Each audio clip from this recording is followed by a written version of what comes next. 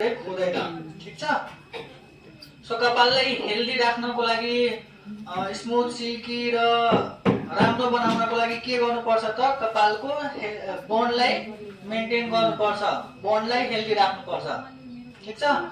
फर्स्टमा कुन बोन छ हाइड्रोजन बोन, सेकेन्डमा सल्ट बोन, सल्ट बोन, थर्डमा डिसल्फाइड बोन। अब यो तीनटै बोन छ नि यसमा पनि हुन्छ कुन एकदम बडी कमजोर छ, कुन ठिक्कको कमजोर छ, कुन एकदमै बडी स्ट्रङ छ। सो यो जुन हाइड्रोजन बोन छ नि फर्स्टको यो कपालको सबभन्दा विकेस्ट बोन हो, जो एकदमै इजिली ब्रेक हुन्छ, इजिली रिफर्म पनि हुन्छ।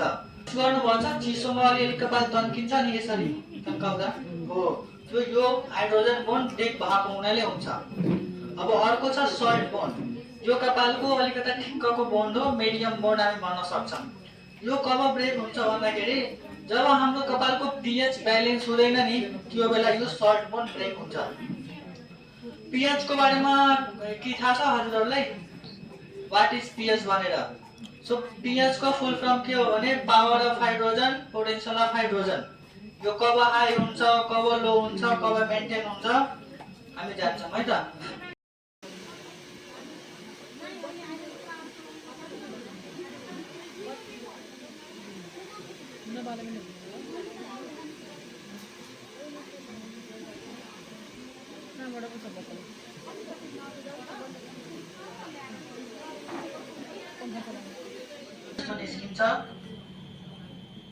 व्हाइट आयो भने केही छैन, रेड आयो ब्ल्याक आयो भने मेहदी छ, कलर छ, प्याकेट वाला कलर ठीक छ। व्हाइट आयो भने केही छैन, रेड आयो ब्ल्याक आयो भने प्याकेटको कलर छ। व्हाइट आयो भने हामी जे पनि गर्न सक्छौं, रेड आयो ब्ल्याक आयो भने केही पनि अलिकति राम्ररी गर्न सक्दैनौं ठीक छ। सो यो कपालमा हामी अहिले हामी हेयर थेरापी गर्न गइराछौं। यो हामी यो दुईटा कपालमा गर्छौं, एउटा यो कोटिङ भएको कपालमा अनि एउटा विदाउट कोटिङ भएको कपालमा ठीक छ, डिफरेन्स हेर्नको लागि। यो मास्क हो, यो केराटिन एसेन्स हो जसलाई हामी केराटिन बुस्टर, प्योर केराटिन पनि भन्छौं। यो मास्कमा यो एसेन्स मिक्स हुन्छ अनि मिक्स गरेर कपालमा लाउनु पर्छ। यो हो सिरम, लास्टमा सिरम अप्लाई गर्नुपर्छ ठीक छ। गरम त गर्दा के ध्यान राख्नुपर्छ भने भर्जिन कपालमै गर्दा बेस्ट रिजल्ट आउँछ। कपाल भर्जिन छैन भने कपाल बिग्रिन सक्छ, खराब हुन सक्छ ठीक छ। जुन कपालमा केही पनि भएको छैन त्यो कपालमा यो गर्दा रिजल्ट राम्रो आउँछ, तर गर्न आउनु पर्यो, राम्ररी गर्नु भएन भने यो पनि बिग्रिन्छ। केमिकल स्ट्रेटनिङको ए क्रिम लाउँछन्, ए क्रिमले के गर्छ यो कपालको बोन्डलाई ब्रेक गरिदिन्छ। कुन बोन्डलाई? डिसल्फाइड बोन्डलाई, कपालको सबभन्दा स्ट्रंगेस्ट बोन्डलाई नि ब्रेक गरिदिन्छ ठीक छ। यो बोन्ड ब्रेक भइसकेपछि कपाल यसरी तन्किन्छ ठीक छ नि, एकदम बडी इलास्टिसिटी आउँछ, एकदम तन्किन्छ। त्यो भइसकेपछि स्ट्रेटनिङ क्रिम वाश हुन्छ। होला बडी ड्राई ड्यामेज छ भने अलि कम राख्नु होला, भर्जिन छ भने ठिक्कको राख्नु होला, हेरेर यसरी गर्नु होला। मिनिममबाट म्याक्सिमम जानु होला, बेला कम राख्नु होला, ठीक छ भने ठीक छ, पुगिरहेको छैन भने अलि बढाउनु होला, यस्तै ठीक छ। सो सिधा आइरन तानेर गर्नुहुन्छ भने आर्टिफिसियल हुन्छ, फेक हुन्छ ठीक छ। बोटक्समा बुझ्नुभयो नि 1 घण्टा राख्नुपर्छ अनि एकचोटि मजाले राम्ररी आइरन तान्यो भयो। त्यसपछि केराटिन गर्ने बेलामा प्युरिफाइङ स्याम्पू सेम, कलर छ ब्लिच छ भने 90%। यो चाहिँ केराटिन एसेन्स मिक्स गर्दै छौ है, जति त्यति सक्छ त्यति पानी, एक बट्टा पुरै राख्नु। अब यसमा पानी पनि मिक्स गर्छौं हामी। पानी अकॉर्डिङ टु मास्क राख्छौं, जति बढी मास्क त्यति बढी पानी राख्नुपर्छ है। सानो कपालमा कम मास्क लाग्छ त्यही भएर कम पानी, ठुलो कपालमा बढी मास्क लाग्छ त्यही भएर अलि बढी पानी ठीक छ। हामीले यसरी नाप्न पनि सक्छौं ल कति राख्ने भनेर अन्दाज गर्नको लागि यसैबाट यसरी भरेर यसरी राख्नु पर्छ। पानी अब अलिकता बढी नै राख्नुपर्छ हामीले, एक आधा जति, 2 बट्टा पुरै पर्दैन। अकॉर्डिङ टु मास्क, मास्क कति बढी छ किनकि मास्क पनि धेरै बाक्लो हुन्छ त्यही भएर यसलाई चाहिँ राम्रोसँग मिक्स गर्छौं। सिसामा हुन्छ, सिसाको बोतलमा हुन्छ। यो 10 वटा हुन्छ है। हेर्नु त, यो तपाईँ क्लाइन्टलाई सेल पनि गर्न सक्नुहुन्छ। घरमा मास्क हुन्छ नि, त्यो मास्कमा मिसाएर पनि युज गर्न सकिन्छ, तर वान टाइममा एकचोटि, एकचोटिमा एकचोटि। ठिक छ। स्पाहरूसँग पनि गर्न सक्नुहुन्छ मिक्स गरेर।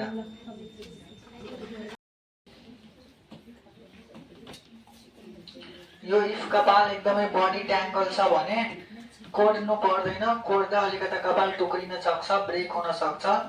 इफ कपाल अलरेडी इजिली खोल्न सक्छ भने कम गर्नु, छैन भने अहिले कम नगर्नु होला।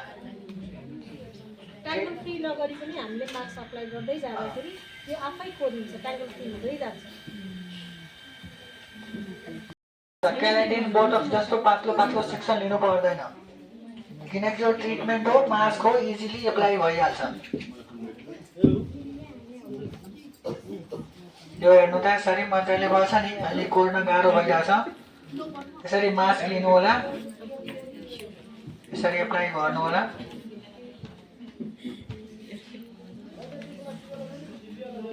अब यसरी मजाले यसरी तलबाट गर्दै जानु होला, माथि जानु होला, कैनोले यसरी कोर्नु होला।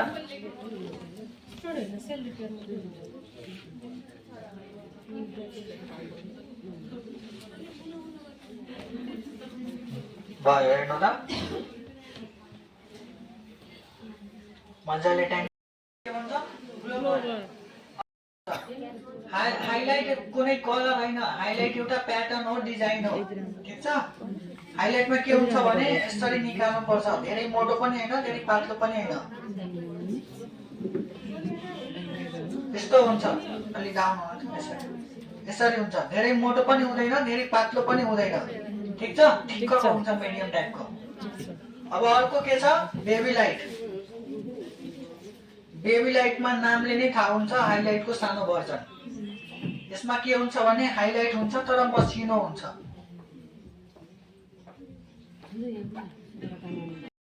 हेर्नु त, मसिनो छ नि यो। सो मसिनो हाइलाइटलाई हामी के भन्छौँ? Baby light. अर्को छ चङ्की लाइट। चङ्कीमा के हुन्छ भने अलिकति मोटो हुन्छ, धेरै मोटो हुन्छ।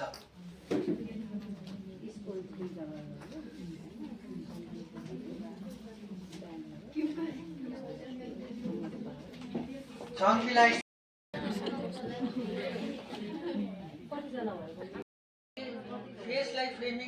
फेस फ्रेमिङको कुरा जहाँ आउँछ नि, त्यहाँ नै आउँछ मनी पिसको पनि कुरा।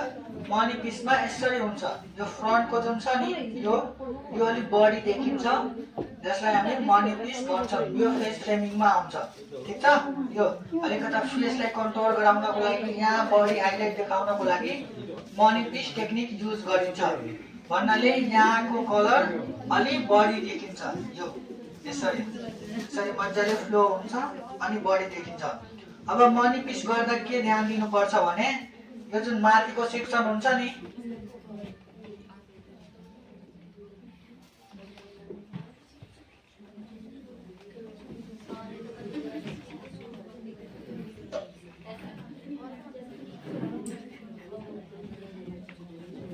यो जुन माथिको सेक्सन हुन्छ नि, यसमा जहिले पनि बेबी लाइट गर्नुपर्छ। बेबी लाइट भन्नाले मसिनो हाइलाइट।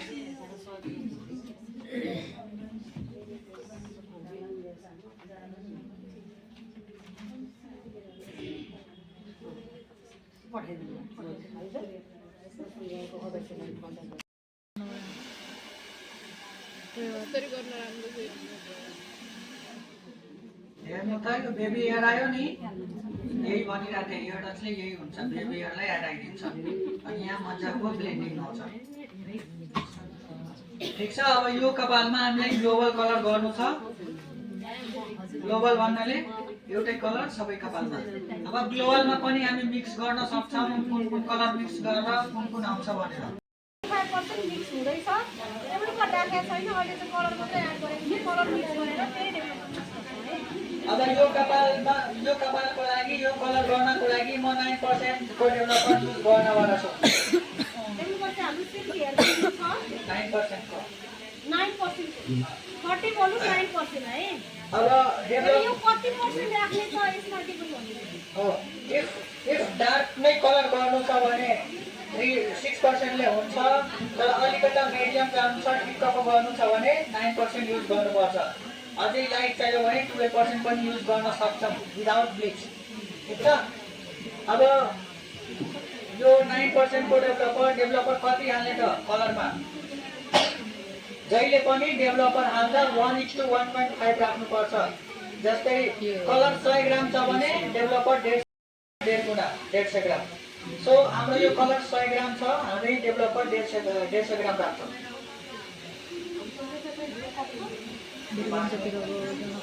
हजुरहरूसँग मेजरमेन्टको कप सक्ने मेजरमेन्टमा राखेर बनाउन सक्नुहुन्छ काम गरिराख्नु भएको छ अब हजुरहरूलाई आदत छ यति भयो भने यति ग्राम हुन्छ भनेर थाहा छ भने अन्दाजी पनि लाउन सक्नुहुन्छ है हामी चाहिँ अन्दाजी लाउँदैछौँ है यसमा मेजरमेन्टको कप अहिले यहाँ सुटेको छ त्यो भएर है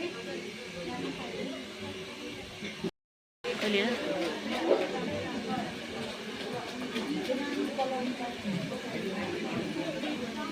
हजुरहरूले यो बलको कलरलाई चाहिँ एक साइडमा ल्याएर मेजरमेन्ट गर्न पनि सक्नुहुन्छ ल सजिलो हुन्छ मेजरमेन्ट गर्दा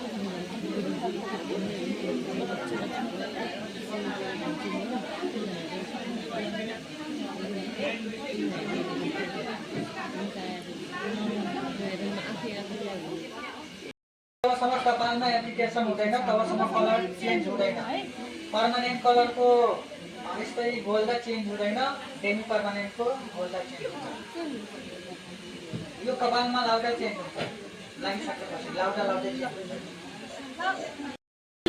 यसको रिजल्ट हामी वास गरिसकेपछि यसको हेर्छौँ रिजल्ट है त अहिले उहाँलाई हामीले वास गर्न पठाउँदैछौँ है